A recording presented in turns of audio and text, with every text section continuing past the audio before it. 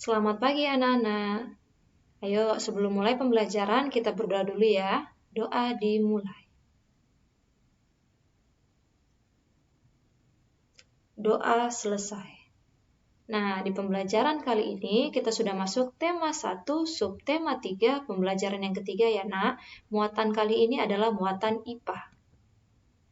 Nah, pembelajaran sebelumnya, muatan IPA kita sudah membahas tentang sifat-sifat bunyi. Masih ingat tidak kamu nak? Apa saja sifat-sifat bunyi?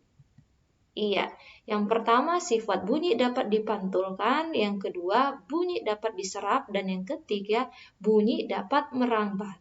Ya nak, kita bahas sedikit ya nak, sekilas.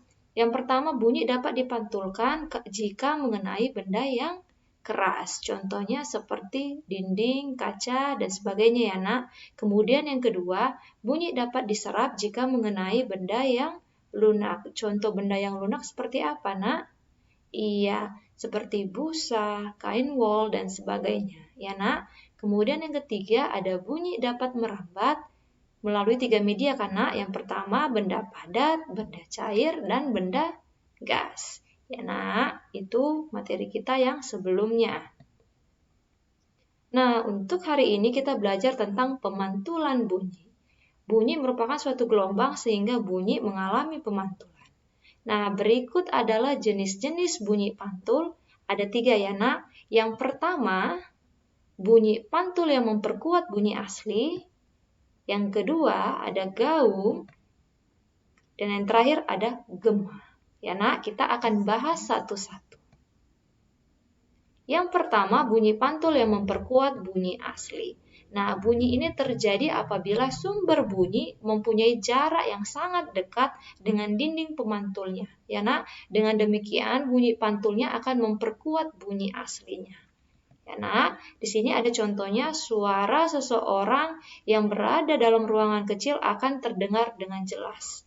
Ya nak, satu lagi, suara mem akan terdengar lebih jelas jika berada di dalam kelas daripada di lapangan karena nah inilah di sini dia bunyi pantul yang memperkuat bunyi aslinya karena jaraknya sangat dekat ya nak.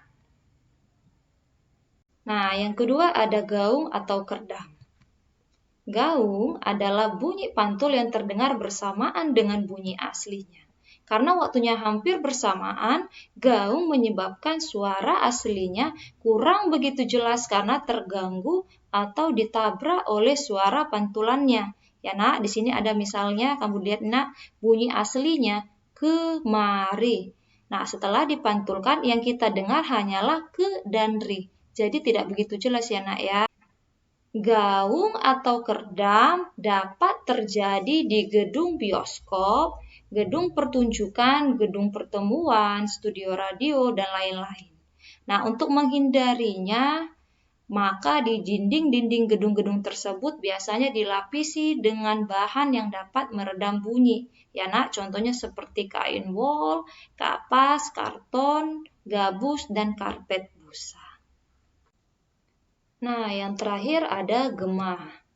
Gema adalah bunyi pantul yang terdengar setelah bunyi asli. Jaraknya tidak berdekatan, artinya bunyi pantulan suaranya muncul setelah bunyi asli selesai. Nah, gema biasanya terjadi jika sumber bunyi dan dinding pantul jaraknya jauh ya nak. Nah, sebagai contoh ya, ketika kita berada di tebing, kemudian kita berteriak dengan kalimat ayah, maka suara pantulan ayah itu akan keluar setelah bunyi asli menghilang. Gema ini sering terjadi di lereng bukit, gua, permukaan keras ataupun rapat. Ya, nah, bawah ini adalah contohnya ketika seseorang berteriak di lapang yang terdapat tebingnya, akibatnya teriakan orang tersebut bunyi merambat menuju tebing dan oleh tebing dipantulkan kembali ke orang tersebut. Oke, kita lanjut. Nah, manfaat bunyi pantul. Ada 3 ya nak. Yang pertama, mengukur kedalaman laut. Yang kedua, mengetahui kedudukan kapal selam. Dan yang ketiga, mengetahui letak ikan di laut. Nah, yang menjadi tugas kamu ada 3 soal ya nak ya. Yang pertama, tuliskan sifat-sifat bunyi. Ada 3 kan? Kamu tuliskan ya nak ya. Yang kedua, bunyi pantul yang terdengar setelah bunyi asli disebut. Untuk soal yang ketiga, yang terakhir, gaung adalah, jelas soalnya kan nak? Ini kamu kerjakan di buku tugas ya. Nah, pembelajaran kita selesai sampai di sini. Kerjakan tugasmu dengan baik ya nak. Tetap semangat. Salam dari saya.